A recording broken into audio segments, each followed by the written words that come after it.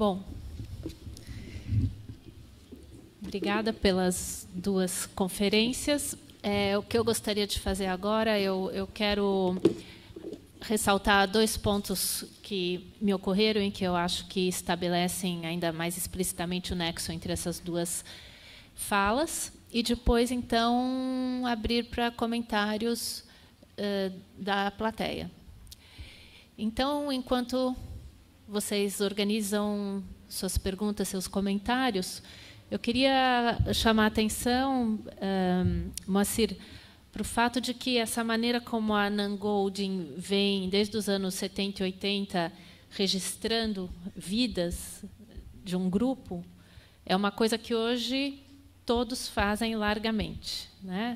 Registra-se cada momento, desde o nascimento, desde a sala de parto, o que você está comendo, o que você fez em cada momento da sua vida, e se distribui. Isso sendo, mas em geral, usando ainda uma regra de representação hegemônica, seguindo um modelo de representação e daquilo que é a estetização dos corpos feita pela propaganda, por esses sistemas hegemônicos, né? Então, me parece que o que a Nan Goldin traz de muito importante é essa abertura para um tipo de documentação da vida obsessivo, mas que escape desse tipo de padrão que nos é imposto.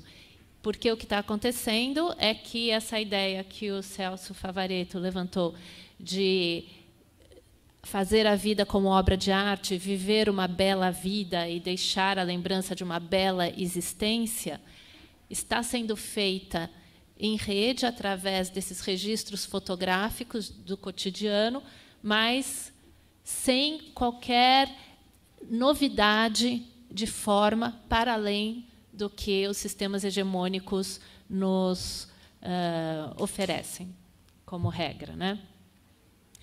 E uma segunda observação que eu tenho para fazer é que as duas falas me trouxeram,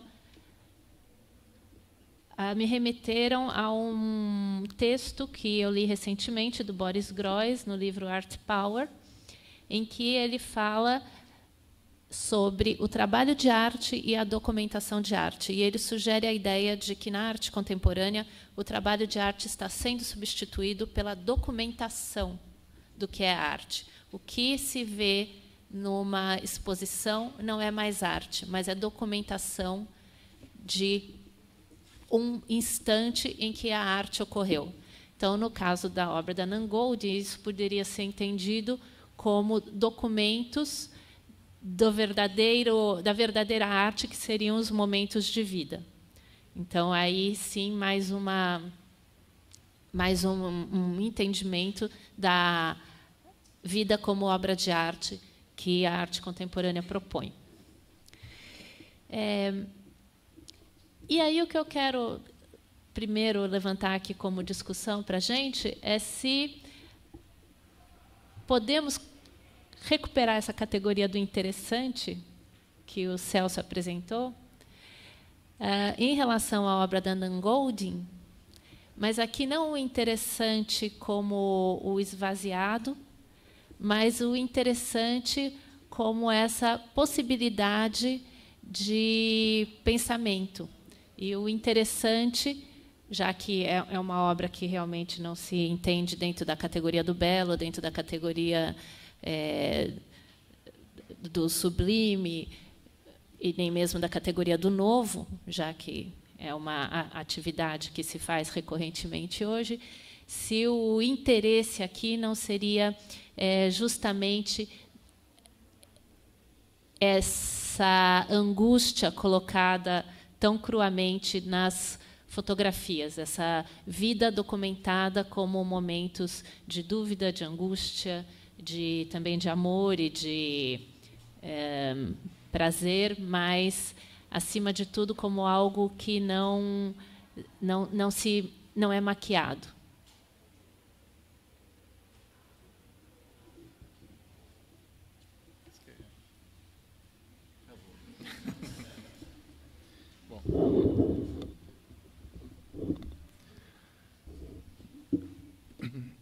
Eu acho que em relação à sua primeira questão, Paula, ou seja, a relação entre o que existiria entre o trabalho da Nan Goldin, essa documentação que ela faz de cenas familiares e o que é feito hoje muito mais do que era feito em outras décadas, mas quer dizer, esse registro contínuo em fotografias de qualquer momento, né? Nossas famílias nos passeios, nas festas, etc., em qualquer situação de convívio. Eu acho que, evidentemente, há essa semelhança e por isso que ela chama o trabalho dela, explicitamente, ela se inspira nesse tipo de fotografia snapshot, nesses instantâneos que são tirados no dia a dia. Mas, evidentemente, como você falou, que o trabalho dela, uma das coisas que difere o trabalho dela é justamente o fato que ela está lidando com a ideia de desregulação dos corpos, né? Ou seja, está mostrando um tipo de uso do corpo, né, de domínio do corpo e de relação de corpos que contraria as normas regulatórias hegemônicas dentro da sociedade, da nossa sociedade, né? E nisso o trabalho dela se relaciona muito com o trabalho de um outro artista que fez um importante trabalho dos anos 70, que é o Larry Clark. É Larry Clark, eu acho que fez o Tulsa, né? Um registro fotográfico de jovens drogados, adolescentes em situações de extrema vulnerabilidade e também com relações sexuais entre eles, e que foi um trabalho muito influente para Nan Goldin definir esse corpo de interesses dela e definir a fotografia como meio para expressar algo que também tocava a vida dela, como eu disse no início, né, que era uma vida desde a adolescência, ela, enfim, um pouco depois, que ela teve uma irmã que cometeu suicídio, isso marcou muito a vida dela. Ela foi para uma escola depois, não se ajustou em escola nenhuma, foi para essa escola livre em Boston, que era uma escola comunitária, onde as pessoas viviam da forma que queriam. Enfim, então, isso marcou muito a vida dela desde muito nova, e ela encontrou na fotografia um meio de registrar esse convívio muito próximo entre as pessoas, e a partir daí não parou mais de fotografar. Mas eu queria aproveitar, pegar uma coisa que o Celso falou assim de passagem na fala dele, que é essa distinção entre cultura e arte. Você falou exatamente nesses termos, mas me lembrou essa distinção, que é uma distinção que o Godard faz muito em vários filmes deles, né?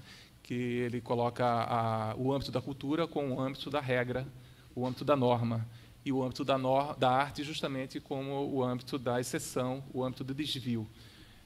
E o papel da arte é justamente causar essa fricção, né, entre o estabelecido, a regra, quer dizer, a norma e o desvio, de tal modo que o que era desvio pode ser paulatinamente incorporado, inclusive, no campo da regra, e assim ampliando o campo da cultura, ou seja, o campo daquilo que é estabelecido, o campo daquilo que é reconhecido, legitimado e aceito como normal, nesse campo da normalidade. E se a gente pensar no quanto a arte e a política, de modo geral, entendendo a arte aí, na sua dimensão política, conseguiu trazer para o campo da normalidade, para o campo da regra, para o campo do institucionalizado ao longo das décadas, né? Seja do ponto de vista das diferenças sexuais, diferenças raciais, desigualdades econômicas, etc. Quer dizer, tudo aquilo que era exceção, que era desvio, que era marginalizado, muitas dessas coisas foram, em parte, sendo incorporadas ao âmbito da regra, da cultura, do estabelecido. Então, embora sem fazer essa distinção muito rígida entre cultura e arte, porque elas estão sempre o tempo todo em fricção, eu acho interessante entender o trabalho da Nan Goldin justamente em relação a esse tipo de fotografia que é feito, a partir dessa distinção entre cultura e arte, porque enquanto um tipo de registro mais hegemônico é feito, levando em conta todas essas representações normatizadoras do corpo hegemônicas, o trabalho da Nan Goldin vai justamente nos mostrando coisas que não cabem nesse tipo, supostamente não caberiam nesse tipo de sistema de regulação de corpos que existe, que vigora, né? Então, acho que eu queria que... quanto à documentação da arte, pois eu acho que no limite é isso. Assim, a arte, voltando para o Godard sempre faz essa coisa, né, que chama a arte de viver, né?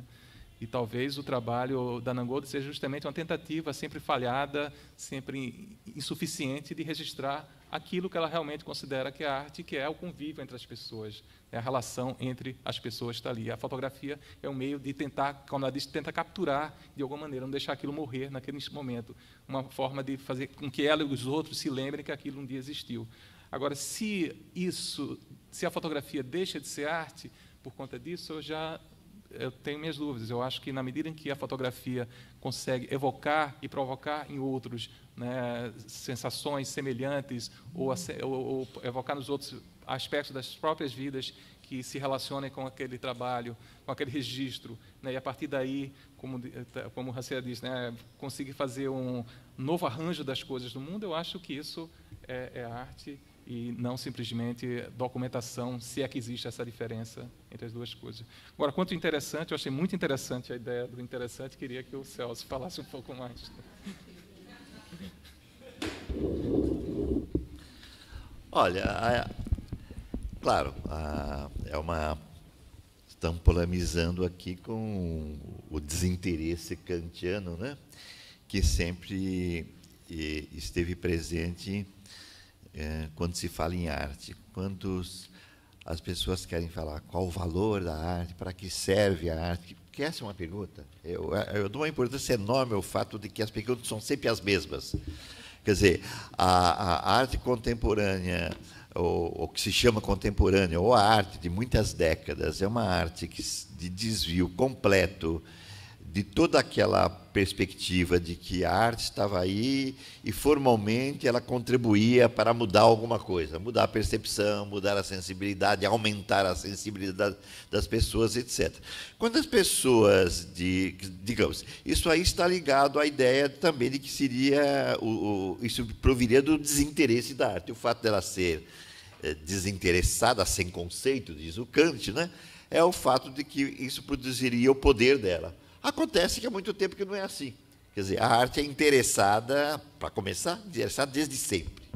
Desde que existe o que se chama arte, ela sempre esteve ligada a alguma estrutura, não é, do que a gente chama poder, ou uma estrutura estatal, uma estrutura religiosa, etc. Portanto, o interesse sempre esteve presente.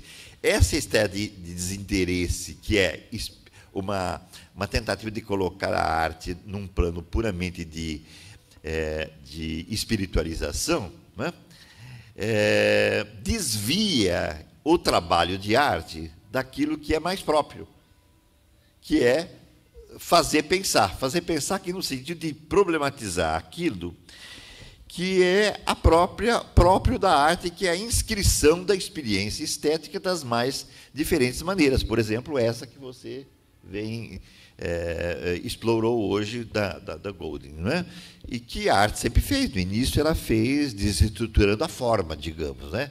E hoje essa desestruturação da forma não tem mais, digamos, uma pegada em termos que sejam éticos e políticos, não é? Bom, então, quando eu comento essa história do interessante, é porque, de repente, no momento em que não se pode mais falar de mudanças formais, porque elas já estão devidamente constituídas e incluídas não só nas artes, mas incluídas também exatamente na produção cultural em geral, não é? Na moda, por exemplo, na moda, nos objetos de uso, etc. Como exatamente essas transformações formais não interessam, como também, por outro lado, o assunto não interessa porque nunca interessou, não é o assunto da arte que é a arte, e atualmente os assuntos, quando eles se referem ou a uma questão de, por exemplo, tomar a violência, por exemplo, né?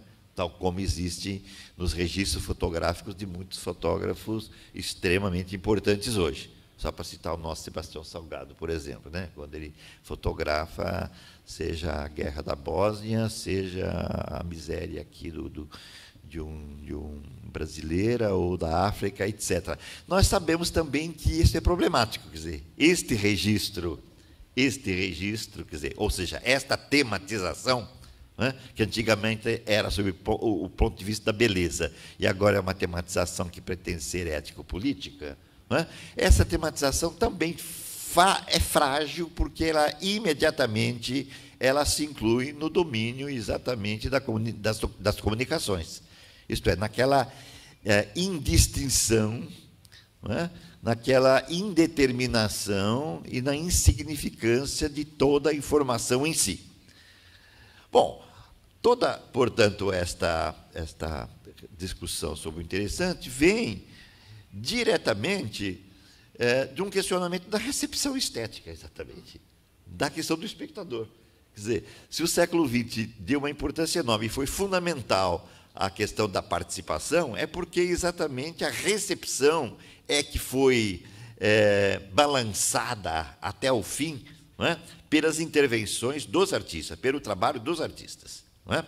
E a participação só interessava quando ela era um modo de entrar nessas proposições dos artistas. Bom, mas isso também foi consumido.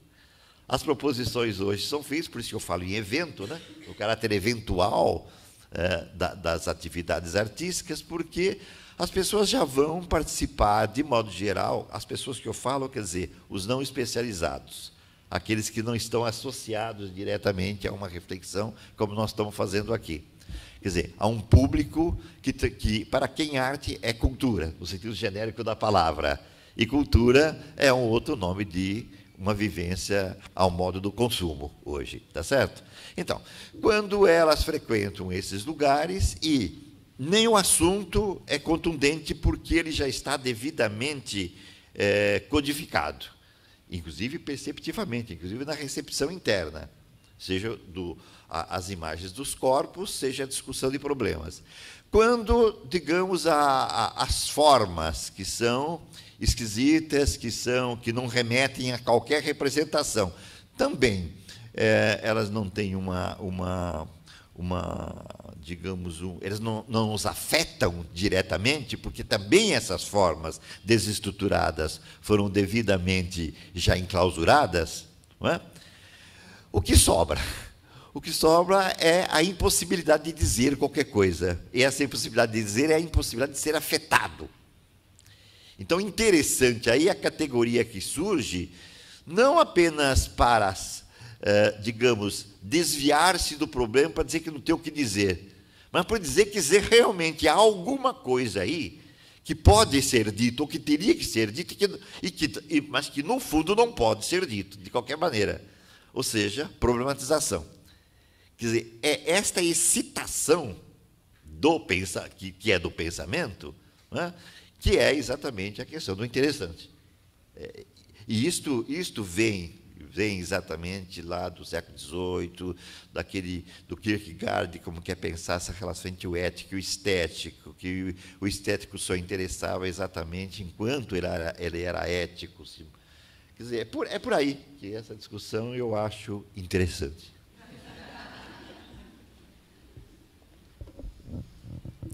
Perguntas, comentários?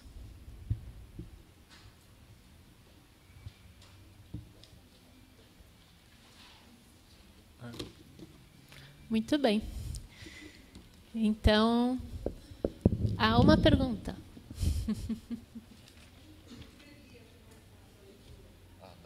Tenho.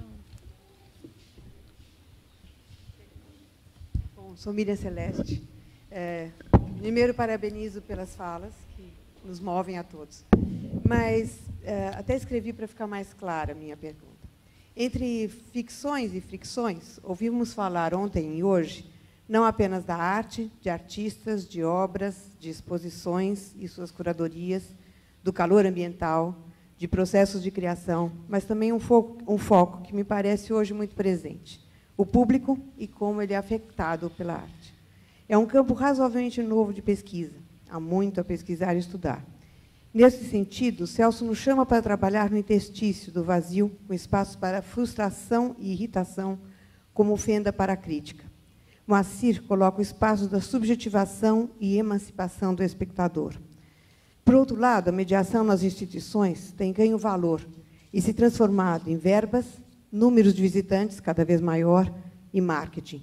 O que vocês nos dizem a esse respeito?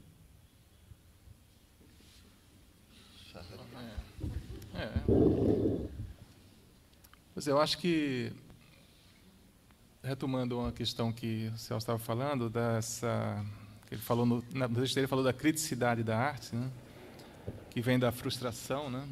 Eu acho que da frustração do espectador em aprender, né, aquela coisa que a gente estava falando mais cedo, né? O que é que esse trabalho quer dizer, né? Aquela ânsia de decifrar o trabalho e se frustrar diante dessa impossibilidade de decifração do trabalho, que vem essa ideia, que eu acho fundamental, que é justamente a ideia do desconcerto, do incômodo que o trabalho traz, da frustração, né, desse questionamento que pode surgir a partir dessa experiência, né, diante de algo que não pode ser classificado, não pode ser entendido, não pode, nos marcos daquilo que se pode chamar da cultura, nos marcos daquilo que é hegemônico, que é conhecido, que é dado. E, nesse sentido, eu acho que é problemático, realmente, você pensar, conciliar esse tipo de experiência, propiciar esse tipo de experiência em instituições de arte, principalmente as grandes instituições de arte, que têm, evidentemente, interesses e têm compromissos em ter um grande número de público, quer dizer, não que haja nenhum problema com isso, mas, assim, quando esses interesses realmente se tornam um fim em si mesmos, né? Interesse grande público, de grandes patrocínios, grande visibilidade, etc., visitação rápida, etc., etc. Isso é um grande desafio para o Guilherme não está aqui agora, o Vergara, mas é um grande desafio para as pessoas especialistas, né, nessa área, né?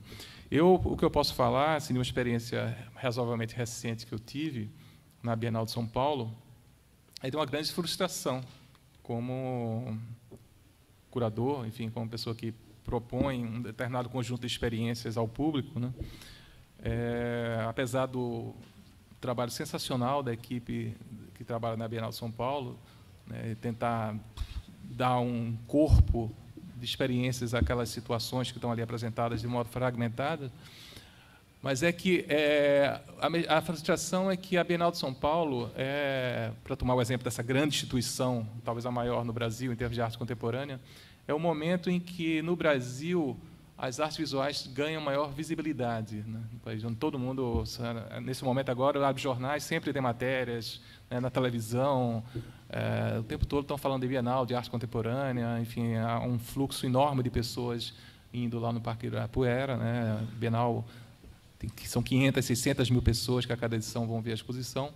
E isso, em tese, é fantástico, porque as pessoas poderiam ter, em tese, essa experiência justamente desacomodadora, essa experiência frustrante, essa experiência interessante, né? Mas o que ocorre é que, até pelo gigantismo da instituição Bienal de São Paulo, você não consegue ter esse tipo de experiência que a arte oferece.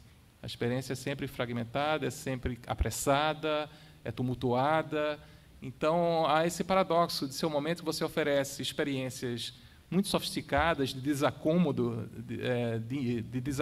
de desacomodação do espectador, né, que potencialmente poderia frustrar, né, no bom sentido, o espectador, o público, e são experiências que muitas vezes não acontecem nessas situações. Então, um paradoxo, porque justamente no momento que seria mais propício para isso acontecer, exatamente pelo próprio gigantismo da coisa, ela não acontece. Então, é um problema, de fato. Falando da Bienal, um caso extremo, mas qualquer instituição que tenha compromissos com número, com rapidez, com acesso numérico, você termina... E de entendimento da arte, né? Quer dizer, as pessoas de marketing adoram querer saber o que é que a arte quer dizer com aquilo, o que você quer dizer com aquilo para poder comunicar aquilo para um grande público. Então, eu acho que a gente vive nessa fricção aí entre a cultura e a arte, no sentido que eu mencionei anteriormente, né? Em que, muitas vezes, a arte é engolfada, quer dizer, anulada pelo poder da regra, da norma, e o desvio que há nela, essa capacidade de frustração que há nela, muitas vezes é sufocada. Acho que é isso. É isso aí, quer dizer, essa questão de que a arte se tornou cultura tem a ver com o suposto poder que sempre se atribuiu à arte. Tradicionalmente, esse suposto poder estaria que ela produziria modificações nas pessoas, perceptiva, sensibilidade, etc. Quer dizer, a questão do belo, do sublime, tem a ver com isso. Quer dizer, as pessoas, de um modo ou de outro, e todos nós somos ainda, não quer dizer que isso desapareceu, quer dizer que esta era, digamos, o modo especial com que a arte era tratada teoricamente, etc., e com que ela era considerada pelas pessoas. A arte era essa coisa que transcende a experiência cotidiana, os modos de vida, e o seu poder é transformador, porque exatamente pode produzir alguma coisa que modela a nossa experiência. O que nós estamos questionando aqui? Nesses momentos em que a arte é cultura, entendeu? Esse poder o poder não é esse, não só porque a arte não é mais isso há muito tempo, né? Mas porque exatamente esse poder seria o poder, como dizia o Tshika, de mudar, o Yoko Ono, de mudar o valor das coisas, as pessoas não encontram. Não há uma mudança do valor das coisas, nem enquanto uma mudança interna, digamos, espiritual, assim como não tem o valor da contundência no setor político ou de comportamental. Foi político em certo momento, às vezes quer ser, e foi comportamental, fortemente nos anos 60 e 70. Tanto político como comportamental tentam ser exatamente reordenados, reorganizados e repropostos hoje, como, por exemplo, naquilo que na